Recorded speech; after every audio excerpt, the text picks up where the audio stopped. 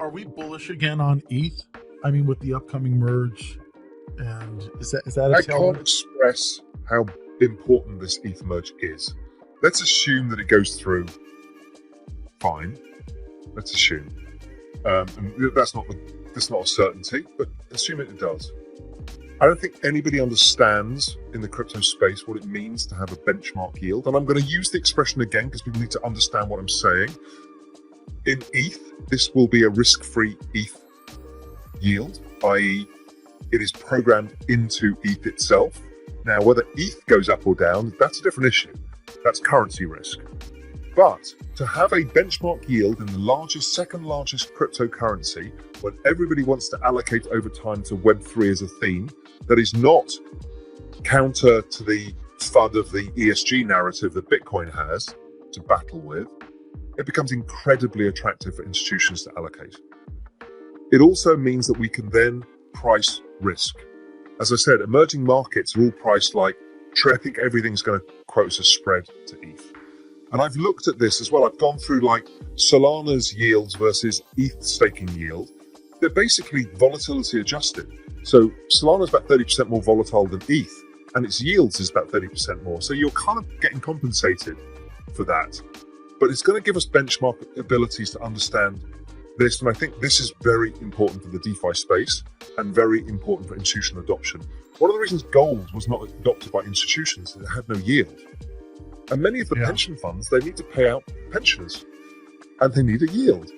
And ETH is going to be a very robust yield. Whatever it settles at, call it between 5 and 8%, whatever the number is, doesn't really matter. That's great. And it trades at a premium to treasuries. Now, yes, you've got currency risk, which is ETH. But if you've made the one allocation, which is, I want to get into Web3 or cryptocurrency, then ETH becomes an easy bet. So I think it's a really, really, really big deal in ways that people don't understand. And obviously, then behind that is the amount that gets burnt, the supply issuance, etc. So you've got an enormous supply shock. Everybody locks up the ETH. The circulated supply of ETH reduces dramatically, and you've got probably institutional demand. So you've got a supply and demand imbalance. Now, does it cause problems with unlocks in 2 years' time or a year's time? Where you suddenly get a whoosh when everybody gets unlocked and they can sell their ETH. But what could be the next? The only one I've gone through this, like we're all doing.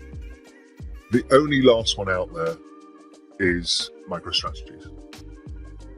But I think that's much further down. I think the short put is lower down. So I'm not really concerned by it. And I kind of hope he succeeds because I love a bit of crazy sometimes. And I think, what he did was crazy. And look, investors bought the shares, they bought the convertibles, they're in it for the ride. So who cares what people say, right? Usually everybody's biggest fear creates an opposite reaction. And we've seen the indications of where regulation's going. And we know there's going to be a fight and there's a lot of terms we need to fight over and blah, blah, blah. Generally speaking, it's going in the right direction. That's the UK, the EU, and the US. So if you are Ohio Pension Fund and the regulators give you clarity and it's a non-correlated asset over an extended period of time, not passing correlations in risk times, you will allocate to this. So I think it's a very big positive for the space, the regulation, as long as they don't entirely ban it, which is not happening. My view, before we started to see the larger use cases of Web3 and understanding crypto, back in about 2016, I started to realize that the world was becoming more polarized. And online, people spread into online communities and stuck with those communities. They were generally echo chambers of communities. And those people were building kind of these very strong moats around these communities. And I was like, okay, well, these are starting to be where a physical location doesn't matter. And you can align, because if you think about society that we grew up in, you live online. In fact, algorithms force it to happen. Yeah. So, okay, I knew that, but then we started to see the rise of community as a business model anyway. And it had become very apparent, even at Real Vision, that we got the community first, more than even a product now. And we were like, okay, this is interesting. I've been writing about this internally since about 2018, 19. Then it was the realization, after reading Noah Harari's book Sapiens and rereading for about the 10th time Guns, Germs and Steel, Yeah, great that book. what makes up societies and states is basically the same kind of thing. Same with religions. Is there's usually a leader or a set of leaders that are trusted. There's usually a mission or a purpose.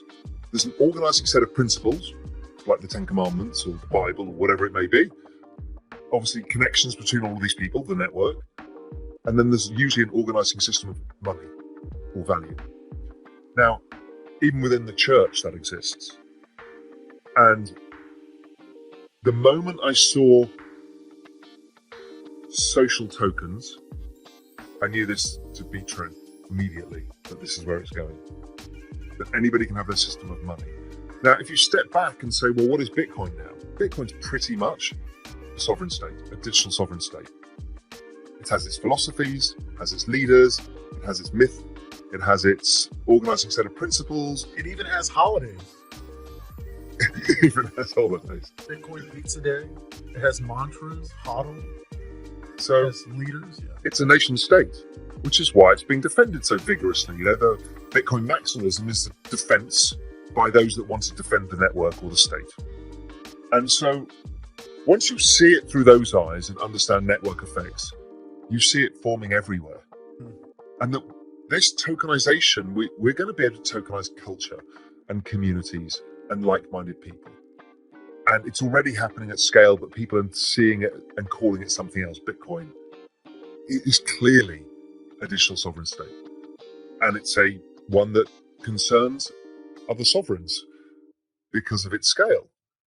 Why did Facebook get stopped from Libra so fast, like nothing I've ever seen before? Because they came up with some magic, which was, we're going to have this equally weighted basket of currencies, not including the dollar, or including just on an equally weighted basis. So we've got a world currency, and we're going to use it for the currency of our network of 3 billion people. So this is what digital sovereign states, but it also means that it becomes opportunity once you understand and see the world in this way, building business, building community, realizing value from community, unlocking value from community, becomes extremely powerful. I mean, I've just co-founded a business called Science Magic Studios, and what we're doing there is we're a venture token studio where we help the biggest cultural communities in the world build their token ecosystems. You know, there are music talent management businesses with reaches of 1 billion people. You know, what is Disney's community and IP and the sharing of that worth, right? Disney's what, a $300 billion company? My guess is the Disney tokenized ecosystem is probably worth $1 trillion. Yeah, because it basically adds value to things that never Were intangibles. Yeah. You turn intangibles into tangibles. Yeah. That is new GDP. Yeah. And you share it with the network. So it's for all of us a way of making money.